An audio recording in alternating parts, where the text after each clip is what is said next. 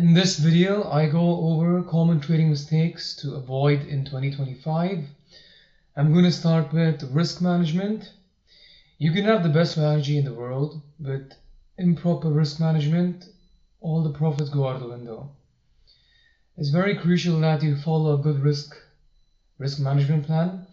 And the plan that I follow is that anytime I'm above the account balance, let's say my account is at the $100,000 prop firm account, funded account. Anytime I'm above the initial account balance, I will always risk 1% per trade. And if I'm below the initial account balance, I will start the size down because my focus then is only on surviving the account and getting out of drawdown. Not as soon as possible, but in a reasonable time. The next point would be to know your strategy. I will literally become a backtest bot. Knowing my strategy will let me know when my best trading days are, which months of the year are best for my strategy, for my edge. And even if I'm in drawdown, if I know that, okay, if the max losing streak is maybe like five trades or 8 trades, then I know that, okay, after 3 trades, I'm just going to size down and then just, or I might just take a break from trading altogether until I see that my edge is profitable again and the drawdown or losing streak is over. The next point I would say, before this, I would also like to add that knowing your strategy very well will also increase your confidence and will decrease FOMO and will make you more patient because you know that, okay, just because I missed this trade doesn't mean that I can never make profits from the market again. I can just wait for the next trade. The next point would be getting comfortable with drawdown.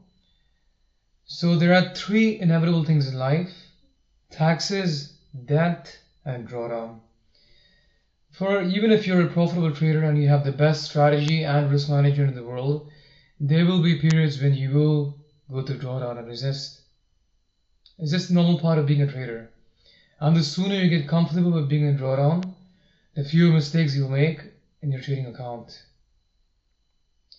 The next point would be to take trading seriously. Treat it as a business. Stop making stupid mistakes. Stop chasing price. Stop over trading. Stop over risking.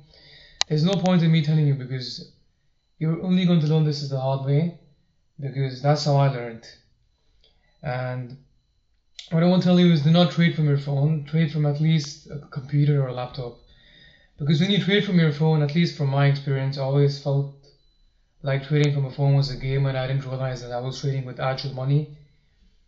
And you start to disassociate with the numbers. You just see numbers on the screen and you just think like, oh, it's ammo in Call of Duty. But in reality, it's not. And the final point would be to utilize prop firms, especially if you're a beginner. Because in the beginning, your first few accounts are going to be your learning accounts, not your profit-making accounts, not money-making accounts. Because it's almost a guarantee that many traders, even the best traders in the game, have always usually blown their first accounts. You might have a stroke of luck where you might make a good amount of money, but in the long term, you'll just end up giving it back until you actually learn how to trade properly with good risk management and with decent psychology. Utilizing prop firms will enable you to literally make a lot of money using a very return initial investment if you're a profitable trader and if you can stick to the rules. So using these tips, I can almost guarantee if you follow everything I said today, your trading performance will literally improve by 80% immediately. That's for sure. But can you really stick to this?